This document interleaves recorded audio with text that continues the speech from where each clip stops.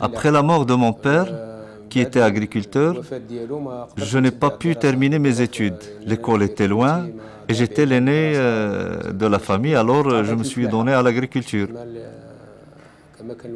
Je continuais sur ce que faisait mon père, les céréales, la pomme de terre, etc. Mon père était aussi agriculteur. Et moi, je suis né dans l'agriculture et l'élevage. Petit à petit, on se développait. Nous avons commencé à cultiver l'arachide, puis les haricots, et ensuite les pastèques.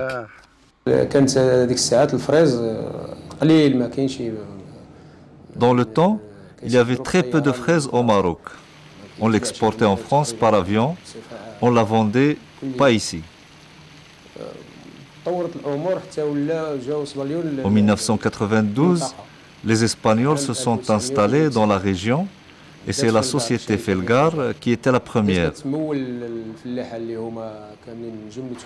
Elle commença à approvisionner les agriculteurs en plants, en plastique, etc. Moi, j'ai commencé avec 1 hectare. Il y avait ceux qui avaient 4, 5 hectares. Les choses commençaient à se développer jusqu'à l'installation de 4 ou 5 stations espagnoles d'exportation. Les Espagnols faisaient ce qu'ils voulaient. Nous n'avions aucun pouvoir car ce sont eux qui finançaient, alors ils décidaient des prix et ils décidaient de prendre ou de laisser la marchandise. À la fin des années 90, c'est-à-dire 97-98, nous, un groupe de 7 agriculteurs, avions décidé d'échapper à cette domination des Espagnols.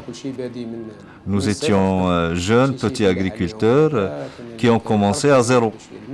Il y avait ceux qui avaient un peu de terrain privé, ceux qui prenaient des terres en location. Nous nous sommes dit, pourquoi ne pas faire une coopérative ? جاتنا هالفكرة ديال التعاونية هي هذيك خممنا فيها مدة. Nous avons réfléchi à cette idée pendant longtemps. On commençait à choisir les gens qui produisent, qui peuvent s'entendre entre eux.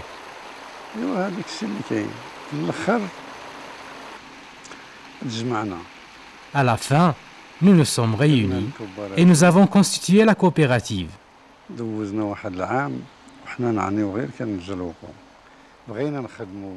Nous avons travaillé et après une année, quand nous avons voulu exporter, la douane nous a demandé la caution. Mais la coopérative était faible, elle n'avait pas les moyens.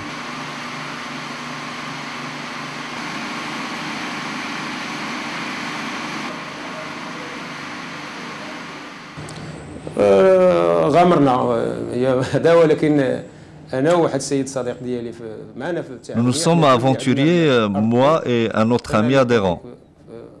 Nous étions les seuls qui étaient propriétaires de terre. Nous avons hypothéqué nos titres fonciers à la banque pour avoir 2 millions ou 2,5 millions de dirhams. Ce qui va nous motiver à se lancer, c'est la visite des Anglais et des Français. Les Anglais ont visité nos exploitations agricoles, ils étaient satisfaits. Puis nous sommes passés à la station d'emballage d'une société de l'État, la Sonacos, qui traitait du tout la pomme de terre, la pomme, la fraise, etc. Les Anglais sont très exigeants, mais payent mieux que Perpignan. Quand ils ont vu là où se conditionnait notre production, ils ont arrêté de la prendre. Ils nous ont dit la qualité au champ est bonne, mais la station de conditionnement ne répond pas à nos critères. Et c'est là où nous nous sommes dit il nous faut notre station d'emballage.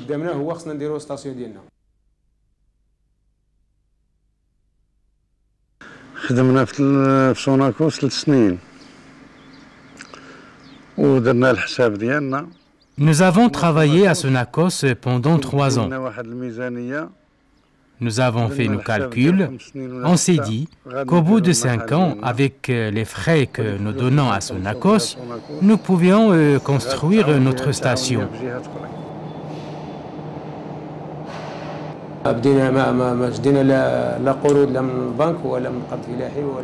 Nous n'avons pris aucun crédit, ni de la banque, ni du crédit agricole. On nous disait la coopérative n'a pas de garantie. Nous avons travaillé avec les sociétés qui nous livraient la marchandise que nous payons à la fin de la campagne. L'essentiel, c'est que nous avons monté notre station.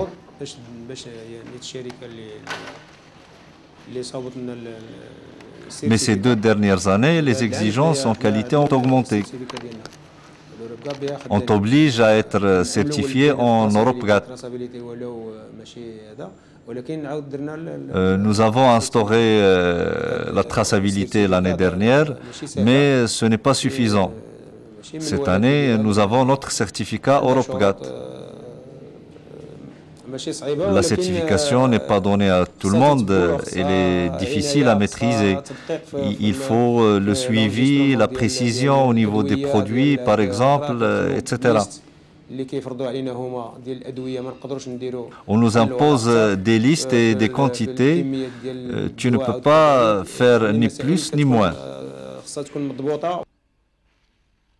الاسواق دابا تقريبا اوروبا كامله يعني كنصدروا حنا البيربينيون. Nous livrons presque à toute l'Europe via Perpignan, vers l'Allemagne, la Hollande, la Tchécoslovaquie. Il nous reste les États-Unis pour lesquels nous n'exportons pas le frais, mais on va leur exporter le surgelé. Cette année, nous avons des parcelles qui sont réservées à ça, car certains produits phytosanitaires autorisés par l'Europe ne le sont pas aux États-Unis et vice-versa.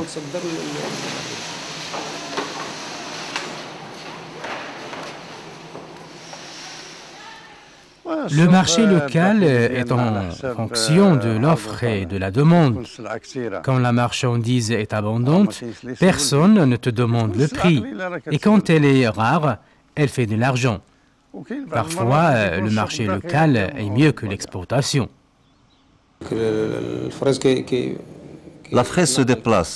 Elle était en Pologne, puis elle s'est déplacée en Espagne. Et maintenant, il peut s'installer au Maroc, si les choses sont comme il faut. Les responsables doivent assurer l'encadrement. Je ne comprends pas pourquoi ça ne marche pas chez nous. Nous avons vu comment les producteurs espagnols sont appuyés par l'État, surtout sur le plan moral. Nous voulons un appui pour que les producteurs puissent avoir confiance en eux et aller en avant.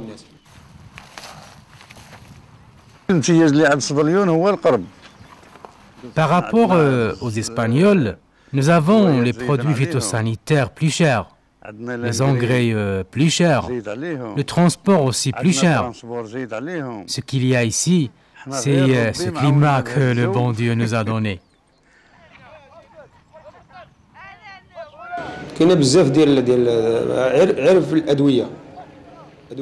Ici, il y a beaucoup de choses qui manquent. Les Allemands, par exemple, font les analyses à nos produits et ils nous contactent pour nous dire « vous avez traité avec tel ou tel produit ». Nous n'avons pas de laboratoire ici. Il faut envoyer les échantillons à Casa et attendre 1 ou 2 semaines pour avoir les résultats. Franchement, il n'y a pas d'encadrement des agriculteurs pour qu'ils puissent savoir d'où viennent les plants, combien ça coûte, etc. Ce sont les Espagnols qui monopolisent tout. Ils livrent les plants, prennent la production et l'exportent. L'exportation n'est pas organisée. Les Espagnols vendent à nos agriculteurs les plants à des prix élevés. Si le marché de l'export est bon, ils exportent, sinon ils te laissent la marchandise qui est vendue d'une façon anarchique.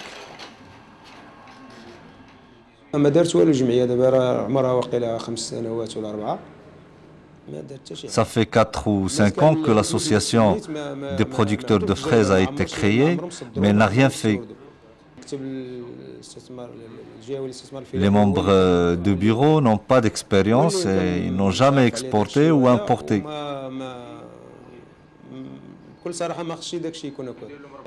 C'est l'office qui a veillé à sa création.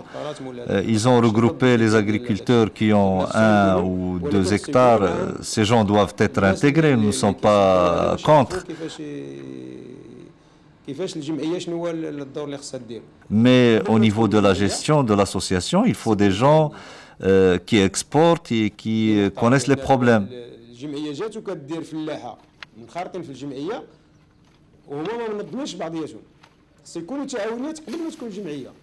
Et je crois qu'il faut créer des coopératives avant la création de l'association.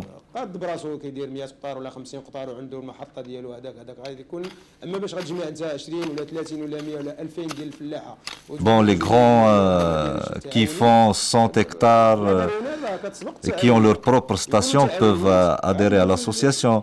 Mais si tu regroupes 20, 30 000 agriculteurs pour faire l'association sans qu'ils soient organisés en coopérative, ça ne peut pas marcher. La coopérative va encadrer les petits agriculteurs et leur résoudre les petits problèmes. Et donc la coopérative va être le seul interlocuteur de l'association qui va défendre l'intérêt de tous. Comme le problème que nous avions avec la Pologne, qui est membre de l'Union européenne et qui a déposé une plainte contre le Maroc et la Chine, sous prétexte que nous les concurrencions sur le marché.